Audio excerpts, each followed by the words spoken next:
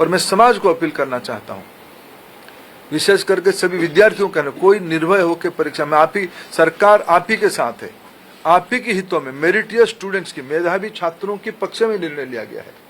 मैं फिर कहूं, हम नहीं चाहते थे कोई माफिया की षड्यंत्र से कोई मनी बैग आपकी सीट को छीन ले, हम नहीं होना देना चाहते थे। इसीलिए हमने एक कठोर, हमको बहुत, एक अभिभावक के नाते, एक दायित्व में रहने वाले अधिकारियों के नाते और मैं मंत्री के नाते, हम सब उसमें से बहुत, जो घटना हो रही है उसमें से बहुत दुखी और चिंतित है। लेकिन हमें बड़े लक्ष्य को लेकर, देश के हितों में हमें कठोर निर्णय लेना पड़ा है। हमको छात्रों पर भरोसा सर्वोपरि है।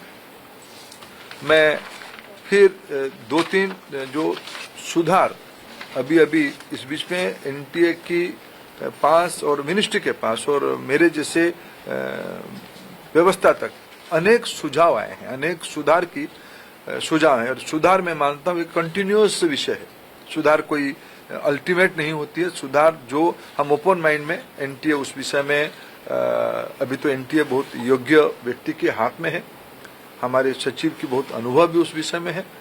मैं मानता हूँ हमें एनटीए को सुप्रीम कोर्ट की आदेश कारण एनटीए बनी है। एनटीए हर एक साल 1 करोड़ बच्चों की एग्जामिनेशन कराती है अमूमन।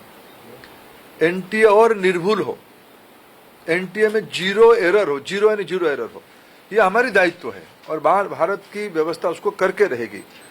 इसलिए हम ओपन माइंड पे इस परीक्षा को भी जा रहे हैं। मैंने जैसे 2-3 पहला ही नोटिफिकेशन, जिस दिन परीक्षा कैंसिल हुई, परीक्षा कैंसिल के दिन एनटीए ने एक निर्णय तुरंत कहा था कि हम जो एग्जामिनेशन हो गई उस एग्जामिनेशन की फीस को हम स्टूडेंट को रिटर्न करेंगे। हम उसमें एनटीए वचनबद्ध है और जो आगे वाला परीक्षा होगा उसकी 0 फीस होगा। हम विद्यार्थियों के ऊपर कोई आर्थिक बोझ ना आए, हम उसकी दायित्व ले रहे हैं।